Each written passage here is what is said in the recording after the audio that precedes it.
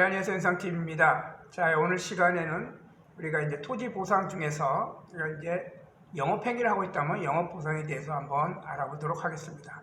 일반적으로 이제 영업보상이라고 그러면은 허가받은 정상적인 건물에서 하는 영업보상의 대상이 있고요. 허가를 받지 않은 상태에서 또는 불법 건축물에서 영업행위를 하면서 또 영업보상을 받을 수 있는 단계 두 가지로 이제 구분해 볼 수가 있습니다. 먼저 이제 우리가 일반적으로 정상적으로 사업자 등록을 하고 정상적인 건물에서 보상을 받는 건물에서 합법적인 건물이 되겠죠. 거기에서 영업행위를 하다가 결국 휴업보상으로 인해서 영업보상을 받는 경우에 대해서 말씀을 드려보도록 하겠습니다. 토지보상법에는 공익사회 시행으로 영업을 폐지하거나 또는 휴업을 하게 되어 영업손실이 발생하게 된 경우에는 영역 이익과 시설 이전비 등을 고려하여 보상하도록 되어 있습니다. 보상이 되는 영업의 범위에는 일반적으로 제가 지금 말씀드린 것처럼 사업인정고시 이전부터 적법한 장소에서 인적, 물적, 시설 등을 갖추고 지속적으로 계속적으로 영업행위를 하고 있고 또 그 각각의 영업행위에 대한 관계 법령에 의해서 허가나 인가 또는 면허, 신고 등을 필요로 하는 경우에는 사업인정고시 이전부터 허가를 받아서 그 내용대로 적법하게 어떤 영업행위를 하고 있는 것을 말합니다. 자, 이런 영업행이익에 대해서 이제 기본적으로 이제 보상에 대한 산식들은 굉장히 좀 어렵긴 하지만은 영업이익에다가 휴업기간 플러스 영업이익의 감소액, 고정비용 또는 이전비 및 건물이나 그거에 대한 감가상각액 또는 기타 광고가 필요하던 여러 가지 운영되는 부대 비용들을 토탈해서 이제 보상을 하게 되어 있습니다. 일반적으로 이제 개인의 사업자 영업의 경우에는 최근 3년간 평균 이익으로 산정된 금액하고요. 통계청에서 매년 도시근로자의 3인 가구 월 평균 가계 지출비를 고시하는데요. 그것을 기준으로 상전된 금액 중 큰 금액을 다시 말해서 개인의 영업의 3년간 이익이 크든지 아니면 통계청이 발표한 도시근로자의 3개월치 3인 가구 월 가구 평균 지출액 중에서 큰 것을 기준으로 결정한다는 얘기입니다.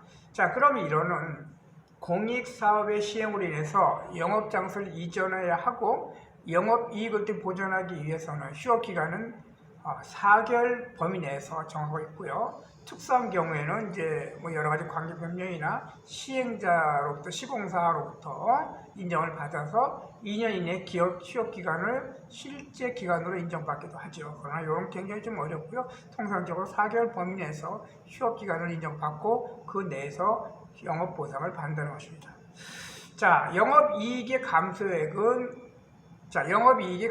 휴업 기간 내 20%로 하고요. 1천만 원 이하 범위 내에서 영업이익의 감소액을 포함시켜줍니다. 자, 우리가 휴업기간 동안에 일반적으로 발생하는 고정 비용들, 그 항목도 보상 기준에 들어가는데요. 첫 번째는 휴업기간 동안 휴직을 못하고 반드시 그 영업장을 운영하기 위해서 또는 그 영업장이 휴업기간 내에도 정상적으로 필요한 최소 근무 인원의 인건비가 있을 겁니다. 두 번째, 제세 공과금과 감가상각비, 아까도 말씀드린 유지비, 그 다음에 영업시설의 원자재, 제품이 상품에 이전되는 소요 비용 및 감가상각액들, 그 다음에 이제 이전함으로써 광고비가 들겠죠. 또 개업비가 들겠죠. 이런 영업장소를 이전하면서 지출되는 비용들, 또 임대차 계약을 한 분들 같은 경우는 휴업기간과 상관없이 월세가 지속적으로 이제 나가게 되면 이런 월세 비용들, 또 이제 일반적으로 우리가 이제 상가들은 화재보험이라든지 기타 이제 영업 활동을 하는 데 있어서 보험을 드는데요. 이런 보험료들, 그 다음에 광고에 의해서 지출이 된다면 광고 보전 비용들, 또 이와 같은 다양하게 세컨 같은 경우도 들어가고요. 그래서 내가 영업행위를 하면서 휴업기간 내에도 반드시 포함돼서 들어가는 내용들 모든 실비를 다 영업보상의 휴업보상으로 받을 수가 있습니다. 그래서 결국 이거는 내가 얼마만큼 준비를 하고 또 그 과정에서 서류를 준비하고 제시안에 따라서 받을 수 있기 때문에 충분히 검토하고 준비하는 게 중요하고요. 또 이제 이전비라는 것은 어떤 시설을 해체하거나 운반하거나 또는 그 해체된 시설 재설치하거나 또는 공장 같은 경우는 시험 가동 같은 게 필요하겠죠. 이런 것들이 포함되고요.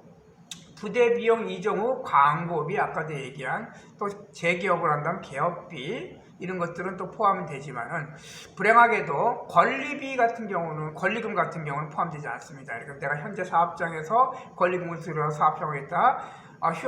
휴업을 통해서 이제 다른 지역으로 공격하게 된다면은 권리금은 포함되지 않기 때문에 이 점들을 명확하게 잘 기억하고 준비를 하셔야 될 것 같습니다.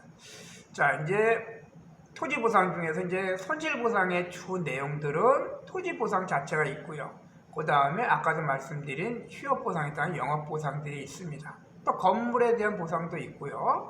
또는 이제 주거용 건물 같은 경우는 주거 이전비라든지 또는 이주 정착비라든지 이런 다양한 내용들이 폭합돼서 토지 보상에서는 보상을 하고 있기 때문에 내가 알지 못하고 또는 잘 준비하지 않으면은 그냥 넘어가는 경우가 많이 발생할 수 있습니다. 하나라도 더 알고 제시해서 순수하게 토지 보상에 대한 보상 가액도 중요하지만은 이런 부가적으로 영업행위와 관련된 그러한 여러 가지 보상에 대한 내용도 충분히 검토하고 준비를 하셔야 될 것 같습니다. 저는 현재 지금 마곡에서 공인중개사 사무실과 행정사 사무실을 같이 병행하고 있습니다. 특히 부동산 관련된 전문 행정사이기 때문에 부동산과 관련된 여러 가지 내용들, 토지 문제와 더불어서 분쟁이 있는 문제들, 기타 참고할 내용들, 상담할 내용들 다 문의해 주시면 최선을 다해서 상담해 드리고 조력자로서, 파트너로서 최선을 다해서 도움을 드릴 수 있도록 하겠습니다. 네, 감사합니다.